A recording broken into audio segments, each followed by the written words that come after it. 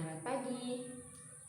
Kembali lagi berjumpa dengan saya Mayurda Yuventi Barsuni, kelas F, NIM 1.2021.0196. Saya dari kelompok 4 ingin menyampaikan materi tentang konsep dasar PAUD, yaitu yang pertama menjelaskan teori perkembangan anak usia dini yang terdiri dari yang pertama hakikat perkembangan anak usia dini dan teori pertumbuhan dan perkembangan serta pola perkembangan anak. Saya akan menjelaskan hakikat perkembangan. Hakikat perkembangan yaitu usia dini merupakan usia yang sangat penting bagi perkembangan anak sehingga disebut golden age. Perkembangan anak usia dini sebenarnya dimulai sejak peranatal. Pada saat itu, perkembangan otak sebagai pusat kecerdasan terjadi sangat pesat. Setelah lahir,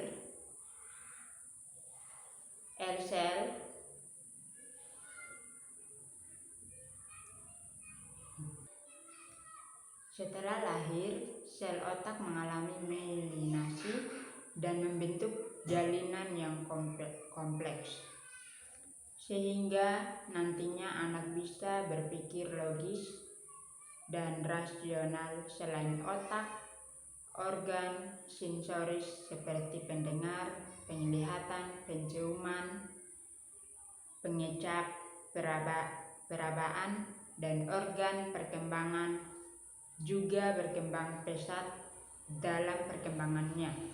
Anak mempunyai berbagai kebutuhan yang perlu dipenuhi, yaitu kebutuhan primer yang mencakup pangan, sandang, dan papan, serta kasih sayang, perhatian, rasa aman. Terpenuhinya kebutuhan tersebut akan memungkinkan anak mendapat peluang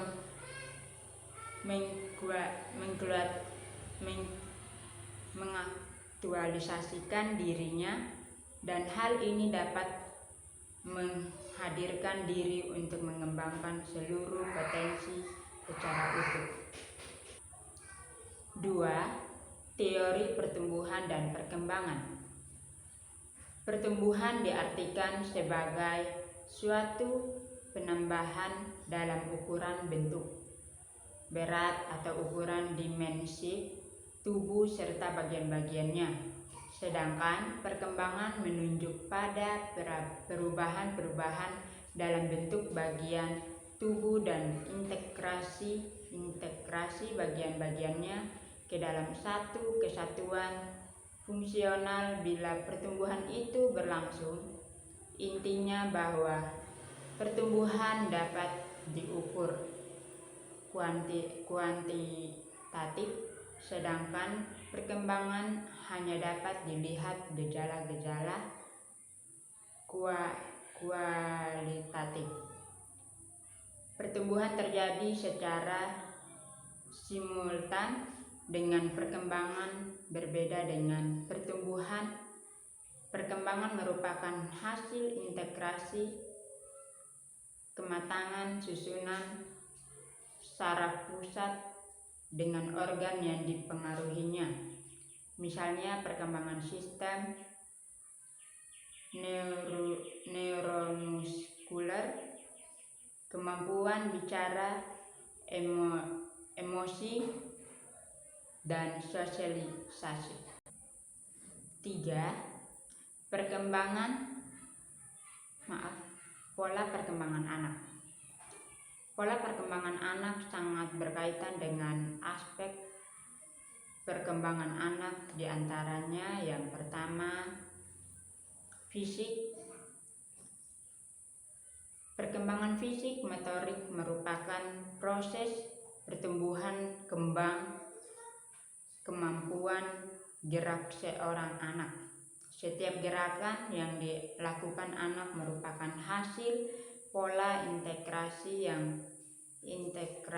yang kompleks dari berbagai bagian dan sistem dalam tubuh yang dikontrol oleh otak.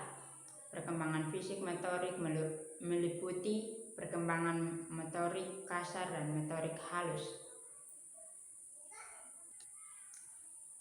Perkembangan motorik kasar seperti kemampuan anak untuk duduk, berlari, melompat, menangkap bola, dan menendang. Perkembangan motorik halus seperti kemampuan memegang benda, menulis, menggunting, dan mengancingi baju. Mengancingi baju.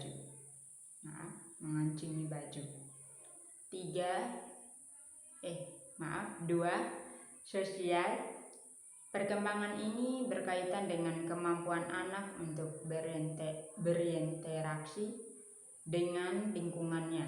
Misalnya, kemampuan anak untuk menyapa, berinteraksi, dan bermain bersama teman-temannya sebayanya. 3. Emosional.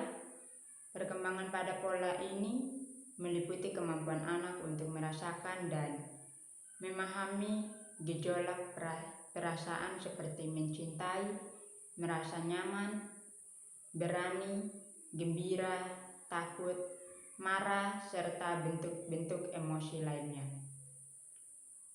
Pada aspek ini, anak sangat dipengaruhi dan interaksi dengan orang tua dan orang-orang di sekitarnya. 4. Intelektual. Mengacu pada perkembangan anak dalam berpikir seperti merencanakan sesuatu, menjalankan suatu strategi, dan mencari solusi. Sekian dari saya, terima kasih.